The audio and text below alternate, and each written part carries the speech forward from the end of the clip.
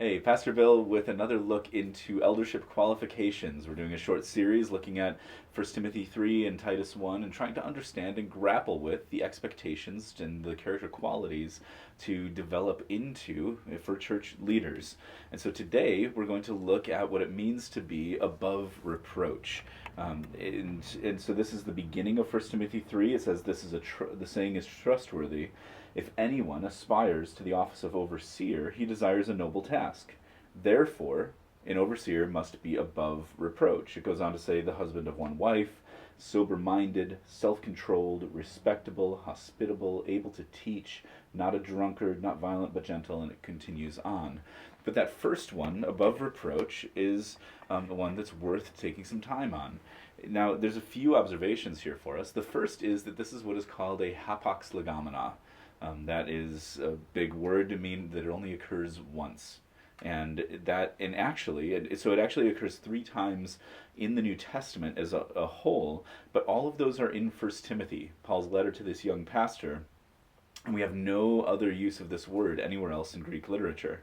And so, Paul coined a word here that he was trying to use with this young pastor, and we are entirely reliant on the context of First Timothy 3 for its meaning. There's nowhere else we can turn to. And so here, I think the important thing in First Timothy 3 is that in this chapter, it really serves as an umbrella for everything that follows. It's almost like a subtitle. And so we see here that it's a noble thing to desire to be an elder or pastor, a ministry leader in a church. That's something that should be commended, and that it starts with an evaluation of character. Now, what follows isn't supposed to be an exhaustive list. It's not like these are the only things to evaluate, but it's kind of a baseline that at least these characteristics need to be present, and so it's kind of a baseline for what to begin to aspire toward. And so in that, it's also important to realize that this is not unique to pastors.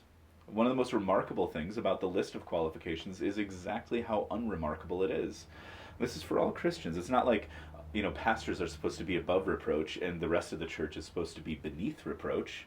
And so, in chapter 5, Paul goes on to tell Timothy to teach the church so that everybody can be above reproach using this same language. And so, really, this is just saying that you're supposed to look like and act like a Christian. And so, what this means for an individual, for a pastor, is that the first question to ask, if anyone desires to step into that kind of a role, is whether there's any glaring character deficiency. So this word has been used a little bit at times by Christians, really as kind of like a way to hammer people and say and evaluate secondary issues and just say whether or not somebody offends us or there's any question that we might have about their conduct when it's not a clear issue of sin. That's not helpful here, but it's saying within the church and outside the church, when somebody looks at an individual, is there a transparent character flaw that brings the gospel into disrepute, or that disqualifies them from a role in ministry.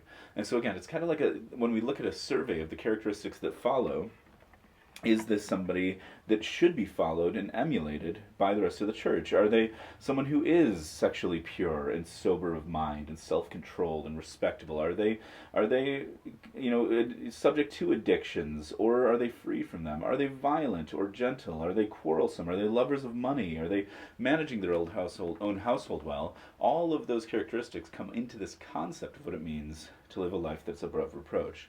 What it can't mean here is that a pastor or elder is sinless. Because if that was the case, we would never have anyone that was qualified to step into that kind of a role and to serve the church that way. Instead, what we need is pastors and elders who are quick to repent, who pursue holiness and humility, and who are worthy of being followed by the church. So what it means for the church then is that as we evaluate potential leaders, as we evaluate across the board, whether it's somebody stepping into a leadership role in a Bible study or a community group or into a diaconate role, or people working with our children in children's ministry, or leading teams in hospitality, whatever that is, that as we evaluate potential leaders, it starts with an evaluation of their character.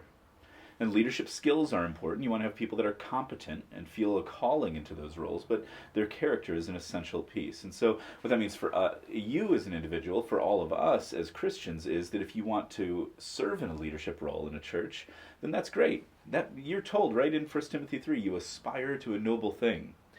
So start by assessing your own character.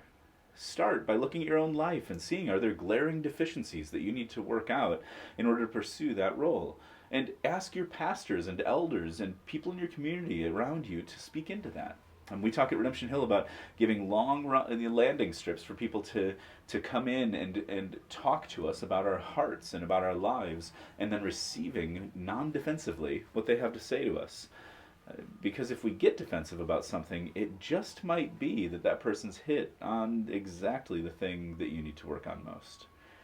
And so we can learn together and grow together and pursue the posture of Christ together.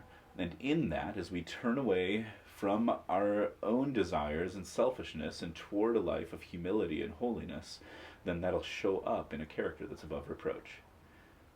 And so that's another one of the character qualifications of an elder, and we'll continue on next time.